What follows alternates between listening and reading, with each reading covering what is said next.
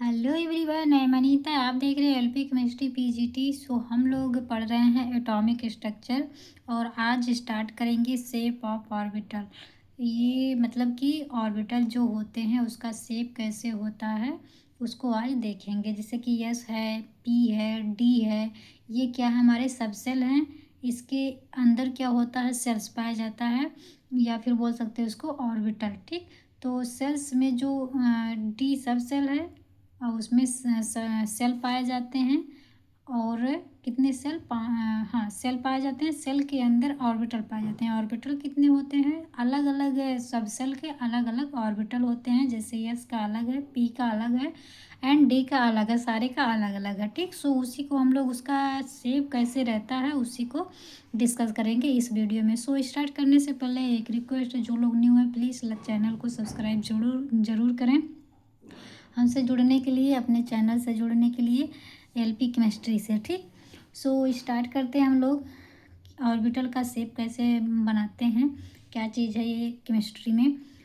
सो start करते हैं। Since an s orbital can have only one possible orientation. मतलब ये कह रहा है जो यस ऑर्बिटल होता है उसके पास केवल एक ही पॉसिबल ओरिएंटेशन होता है। ओरिएंटेशन मतलब अभिविन्यास, जो जिससे ऑर्बिटल होता है तो अलग अलग भागों में डिवाइड होता है। जैसे कि पी में 3 होता है और डी में 5 होता है। ठीक, 3 ऑर्बिटल होते हैं पी में, डी में 5 ऑर्बिटल होता है। लेकिन यही कह रहा है कि यस में जो होता है, यस सबसेल, इसमें केवल जो यस है केवल एक ही पॉसिबल ओरिएंटेशन होता है, या फिर बोल सकते हैं एक ही अभिविन्यास होता है। ओरिएंटेशन का हिंदी अभिविन्यास है, तो एक ही अभिविन्यास है। ठीक, एंड स्फेरिकल इन शेप, और इसका शेप जो है स्फेरिकल होता है, यानी कि गोला, जैसे कि बॉल होता है, एकदम पूरा गोल गोल स्फेरिकल होता है। ठीक, आगे है। Then the sphere can be defined completely by ये सिंगल वैल्यू। मतलब ये कह रहा है कि जो एक ही रहता है, केवल एक ऑर्बिटल होता है, वो स्फेरिकल शेप में गोलाकार होता है, उसे हम डिफाइन जो करते हैं तो ये सिंगल वैल्यू के रूप में ही डिफाइन करते हैं। मतलब एक ही होता है उसमें, तो उसे सिंगल वैल्यू भी बोलते हैं। ठीक है, सो आगे है। The size of the s orbital से depend on the value of principal quantum number. तो जो यस ऑर्बिटल होता है इसका साइज जो है प्रिंसिपल क्वांटम नंबर पे डिपेंड करता है। प्रिंसिपल क्वांटम नंबर का मतलब ये है कि जैसे कि जब हम इलेक्ट्रॉनिक कॉन्फ़िगरेशन करते हैं आप वाव के according, 1s2 2s2 2p6 3s2 3p6 ऐसे करके कंटिन्यू काफ़ी लंबे जाता है इंक्रीजिंग ऑर्डर में एनर्जी के। ठीक, एनर्जी के बढ़ते क्रम में ये होता है। ठीक, तो जैसे अभी बोल रहे हैं कि 1s2 2s2 इस तरह से होता है। देखिए 1s, अगर इलेक्ट्रॉन फिल करना है, 1 मिनट चल ही नहीं रहा है। इलेक्ट्रॉन फिल करेंगे तो जितने इलेक्ट्रॉन रहेगा इसमें इलेक्ट्रॉन फिल कर देंगे तो 1, अगर फिल करेंगे तो यहाँ पे 2 इलेक्ट्रॉन आएगा। क्यों? क्योंकि यस में केवल 2 ही इलेक्ट्रॉन होता है। एक ऑर्बिटल होता है, एक ऑर्बिटल में 2 इलेक्ट्रॉन होते हैं। ठीक, उसके बाद आएगा 2s 2p 3s2, अगर इलेक्ट्रॉन फिल करेंगे तो 3s2 3p, ऐसे करके ये इंक्रीजिंग ऑर्डर में रहता है। ठीक है, तो ये कह रहा है कि जो यस ऑर्बिटल का साइज होता है वो प्रिंसिपल क्वांटम नंबर पे डिपेंड करता है। मतलब कि मुख्य क्वांटम नंबर जिसे हिंदी में बोलेंगे उस पर, मुख्य क्वांटम नंबर पर डिपेंड करता है। अब इसमें मुख्य क्वांटम नंबर कौन है? अब ये जो वैल्यू आगे दिया है यस के, यहाँ पे भी यस के, पी के आगे जो है ये है, ये 3 है, यहाँ पे इस पी के आगे 3 है। तो ये जो नंबरिंग है ये 1 2 2 3 3, यही है आपका प्रिंसिपल क्वांटम नंबर या फिर बोलेंगे मुख्य क्वांटम नंबर। ठीक, तो यही है। तो इसमें कह रहा है जो यस ऑर्बिटल की साइज है इसके मुख्य क्वांटम नंबर पर डिपेंड करता है। मतलब कि इसी पे डिपेंड करता है। कहने का मतलब ये 1 यस है और ये 2 यस है, ये दोनों में कंपेयर करेंगे तो 1 यस की साइज़ छोटी होगी एंड 2 यस की साइज़ बड़ी होगी। ठीक, ये चीज़ इसमें कहना चाह रहा है। जैसे कि इसमें देखिए लिखा भी गया है, therefore 2s orbital is larger than the 1s orbital. ये कह रहा है कि 1s से 2s ऑर्बिटल बड़ा होता है, ठीक। But both are spherical in shape, दोनों गोल ही होता है, बट 1s छोटा होता है एंड 2s बड़ा होता है साइज में, ठीक है। जैसे कि इसका स्ट्रक्चर देखते हैं हम लोग। देखिए ये लिए हैं 1s का एंड ये बनाया गया है 2s ऑर्बिटल का, ठीक। 1s ऑर्बिटल का यहाँ पे देखिए इस तरह से बना है। अच्छा ये देखिए पूरा गोल रहता है, ठीक। पूरा अच्छे से बन नहीं पाया है, बट ये पूरा स्फेरिकल रहता है, गोल सा रहता है। ये 1s का है और इससे बड़ा देखिए 2s को इससे बड़ा दर्शाया गया है, ठीक। और जो इस तरह से ये बना है, ये डायरेक्शन है, ये 3 डायरेक्शन मतलब कि एक से अधिक डायरेक्शन में रहता है। तो ये इसे डायरेक्शन को एक्स वाई जेड से डिनोट किए हैं। जैसे कि इधर से अगर इधर जाएगा तो एक्स है, एंड इधर से ऊपर जा रहा है तो ये वाई डायरेक्शन है, एंड यहाँ से इधर जा रहा है तो ये जेड डायरेक्शन है, ठीक। तो के लिए यह है। और बीच में क्या प्रेजेंट रहता है, हर एलिमेंट का जब उसका ऑर्बिटल बनाते हैं या फिर ये शेप बनाएंगे तो उसके बीच में न्यूक्लियस रहता है। तो उसी तरह से यस ऑर्बिटल में भी बीच में न्यूक्लियस है, ठीक। अब 2s का ही सेम ही है वैसे डायरेक्शन और ये सब सारे डायरेक्शन, एंड बीच में क्या है न्यूक्लियस। केवल डिफरेंस क्या चीज़ है, साइज का। ये 1s का है तो ये छोटा है, एंड ये 2s का है, ये इसकी साइज बड़ा होता है, ठीक। और ये क्या बन गया है आपका शेप ऑफ यस ऑर्बिटल, ठीक है। यस ऑर्बिटल का शेप स्फीयर। आपको इसमें ज्ञात क्या करना है, जानना क्या है कि यस का स्फेरिकल शेप होता है, ठीक है। इतना ही रहता है और इसके केवल एक ही ओरिएंटेशन होते हैं। सो अब देख लेते हैं पी सबसेल का ऑर्बिटल कैसे कैसे बनता है। तो इसमें देखिए the 3p orbital px py pz, इसमें 3 ऑर्बिटल बनते हैं और तीनों का नाम क्या रहता है, एक px py pz, ठीक। इतना है। आर ऑफ इक्वल एनर्जी, ये तीनों जो ऑर्बिटल बनते हैं इस तीनों का एनर्जी सेम ही रहता है, सारे समान रहते हैं, इक्वल रहते हैं। And are oriented along the 3 mutually perpendicular axis x y z, ठीक। ये कह रहा है कि इसके जो ओरिएंटेशन होता है ये 3 डायरेक्शन में होता है। कौन कौन सा, एक्स वाई एंड जेड के डायरेक्शन में होता है, ठीक है। इसका ओरिएंटेशन है, इसका मतलब अभिविन्यास जो होता है 3 डायरेक्शन में होता है, एक्स वाई एंड जेड के डायरेक्शन में, ठीक। सो आगे कह रहा है the whole arrangement appears like a dumbbell की तरीके, मतलब कि इसका जो अरेंजमेंट होता है, इसका जो शेप होता है वो डंबल की तरीके बनता है। मतलब डंबल क्या, ये जो स्ट्रक्चर बना है इस तरह से ऐसे करके, ये स्ट्रक्चर जो देख रहे हैं आप लोग इसे हम डंबल शेप बोलते हैं, ठीक। तो ये कह रहा है कि जो पी का अरेंजमेंट होता है पूरा वो डंबल की तरीके होता है, ठीक है।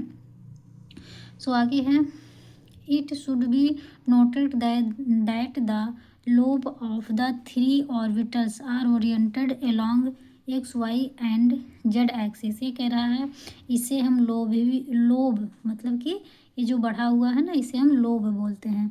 ये कह रहा है कि इसे लोब से डिनोट करते हैं और ये 3 ऑर्बिटल जो रहता है एक्स वाई जेड के अलोंग इसको रिप्रेजेंट किया जाता है। एक्स वाई और जेड के अलोंग रिप्रेजेंट किया जाता है, मतलब कि एक बार एक्स के डायरेक्शन में रखा जाएगा जैसे कि यहाँ पे रखा गया है, ठीक। यहाँ पे पी एक्स का है तो हम एक्स वाले डायरेक्शन में रखेंगे तो ये दोनों देखिए छोटा है, ठीक। तो यहाँ पे रखा गया मतलब कि ये पी एक्स है। तो एक्स वाले के देखिए बोल रहा था ये यहाँ पे एक्स डायरेक्शन में रखा गया है। फिर वाई डायरेक्शन में रखेंगे तो यहाँ पे देखिए इस तरह से रखा गया है ये डंबल यानी कि पी को। तो यहाँ से रखा गया है एक्स और जेड खाली है। यहाँ पे देखिए जेड के अलोंग रखा गया है इस तरह से और वाई और एक्स खाली है, ठीक। ये पी जेड का है, ये पी वाई का है एंड पी एक्स डायरेक्शन का सारा रखा गया। और ये शेप किसका हो गया है, शेप ऑफ पी ऑर्बिटल, ठीक है। अभी तक हम लोग ने यस और पी का देखा है, अब देख लेते हैं डी का, ठीक। डी में है the 5D orbital possesses equal energy and differ only in their orientation in space. ठीक, ये कह रहा है जो 5 एनर्जी होते हैं वो इक्वल होते हैं but only in their orientation in space, but उसके जो अभिविन्यास का स्पेस होता है, अभिविन्यास में वो डिफरेंट होते हैं। ठीक, एनर्जी में नियरली इक्वल होते हैं बट उसके ओरिएंटेशन के जो स्पेस होते हैं उसमें डिफरेंट होते हैं। अभी हम समझाते हैं, जैसे कि इसको देख लेते हैं। The first 3 are designated as DXY, DXZ and DYZ। Its energy nearly same.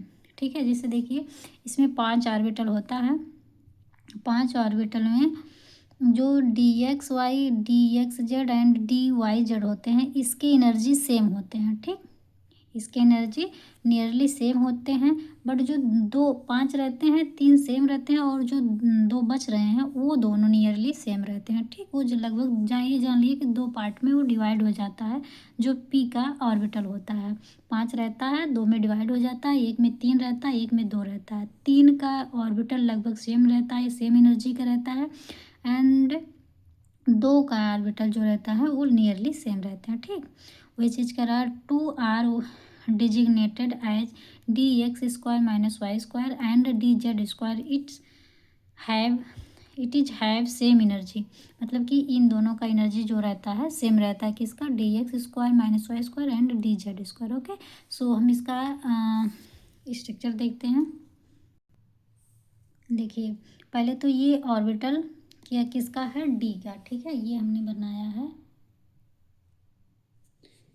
D का ऑर्बिटल, डी का सबसेल बनाया गया है। अभी सबसेल में जो ऑर्बिटल प्रेजेंट है कितने हैं? 5 है। 1 2 3 4 5, इसे बोलते हैं, एक सेल को बोलते हैं ऑर्बिटल। ठीक, अब एक सबसेल में 5 ऑर्बिटल हैं तो इस ऑर्बिटल का नाम DXY है, इस वाले का DXZ है, इस वाले का DYZ, इसका DX² - Y² एंड इस लास्ट वाले का DZ²। ठीक, इसका ये नेम है। इसी में कह रहा है कि ये जो 3 है इतना, ठीक, ये आगे का 3 जो है, वैसे इधर से भी इसमें कोई फिक्स नहीं हो गया है कि आगे का ही 3, अगर इधर से लेंगे तो ये जो तीनों लिखा गया है इसको इधर करेंगे। मेन चीज़ ये है कि ये देखिए कि DXY और DXZ DYZ ये तीनों जो ऑर्बिटल रहेंगे नियरली सेम एनर्जी के रहेंगे। ठीक, और जो ये दोनों बचता है DX² - DZ², यानी कि ये दोनों ये नियरली सेम एनर्जी के होते हैं। यानी कि ये अगर ये सेम का है, ये सेम का, दोनों डिफरेंट हो जाएंगे। ये तीनों अलग एनर्जी के, ये दोनों अलग एनर्जी के। ठीक, सो ये चीज़ इसमें बोल रहा है, बता रहा है। ठीक, स्ट्रक्चर कैसे बनेगा? तो ये इस तरह से बनेगा। XY देखिए इसमें देखिए क्या कर रहा है, ये लिया गया DXY, तो X और Y को लिया गया है तो इस तरह से स्ट्रक्चर बनेगा। इसमें DXZ का है तो X और Z का लिया गया है तो इस तरह से यहाँ पे ये इसका शेप बनेगा। अच्छा देखिए, जो P था वो डंबल शेप बना था, और डंबल कहते क्या हैं? केवल यदि हम एक को ले लें, केवल यहाँ से, ध्यान से देखिएगा, केवल यहाँ से और इतने को, ठीक, केवल यही लें तो इसको बोल रहे हैं डंबल शेप। इसी टाइप का था वो P ऑर्बिटल का शेप, लेकिन उसमें D में देखिए उसी में एक और जोड़ दीजिए, जैसे एक ये P का था, एक और इसमें ऐड कर दिए इस तरह से, तब क्या हो गया? एक डंबल पहले से था, एक और हो गया, 2 हो गया। 2 को हम डबल बोल सकते हैं तो इसे बोलेंगे, उसको बोल रहे थे P के शेप को डंबल शेप, इसे बोल देते हैं D का कि D डबल डंबल शेप बनता है। ठीक, डी कैसे बनता है? डी डबल डंबल शेप का बनता है, तो इस तरह से हो जाएगा। ठीक, ये सारा शेप डी का है बट क्या है, जैसे एक्सिस के अलोंग रखा गया है तो इस वजह से ये केवल एक्सिस चेंज हो रहा है, बाकी शेप सारे का सेम ही है। ठीक है, तो देखिए ये XZ हो गया, ये YZ, ये YZ का इस तरह से ये बनेगा, ये गलत हो गया। ठीक, और ये DX² - Y² का शेप इस तरह से बनेगा। यहाँ पे देखिए X है, Y है, एंड डी जेड स्क्वायर का, ये देखिए यहाँ से केवल जेड ही है तो केवल जेड को लिया गया है, यानी कि इस तरह से जेड बनेगा। ठीक है, जेड का एलॉन्ग जो डी का बनेगा वो है। ठीक, सो ये आपका बना किसका, शेप ऑफ डी ऑर्बिटल्स। ठीक है, इसमें देखिए थोड़ा सा एक पॉइंट है, the 7F orbital will have more complicated geometrical shape. ठीक है, ये कह रहा है कि जो जैसे कि अभी तक हम लोग देखें यस का, पी का और डी का, ठीक, और एफ भी आता है कॉन्फ़िगरेशन में, तो एफ के लिए कह रहा है इसका भी शेप बनता है लेकिन बहुत ही कॉम्प्लिकेटेड होता है, बहुत ही जटिल होता है। ठीक, तो उसे हम कॉपी में ड्रा नहीं कर सकते। ठीक, ये जान लीजिए जो जलेबी होता है उसमें छानते जाओ उसका कोई शेप ही ना दिखे, उस टाइप का ये इसका शेप रहता है कुछ। ठीक, सो उसको बनाना नहीं रहता है, बना सकते हैं उस तरह से तो बनाएंगे लेकिन उसमें कोई शेप दिखेगा नहीं, तो बहुत ही कॉम्प्लिकेटेड यानी कि बहुत ही जटिल रहता है। तो हर बुक में यही दे देता है कि एफ का शेप बहुत ही कॉम्प्लिकेटेड होता है। ठीक, सो आज के लिए इतना ही फ्रेंड्स, मिलेंगे अब नेक्स्ट वीडियो में। बाकी जो लोग न्यू हैं प्लीज़ चैनल को सब्सक्राइब और लाइक ज़रूर करा करिए, लास्ट तक पूरा ध्यान से देखा करिए। आप लोग देखते हैं बट कमेंट और लाइक नहीं करते हैं, तो प्लीज़ किया करिए। सो आज के लिए इतने ही, और नेक्स्ट वीडियो में देखेंगे पाउली एक्सक्लूजन प्रिंसिपल। सो आज के लिए इतना ही, मिलते हैं नेक्स्ट वीडियो में, तब तक के लिए बाय बाय।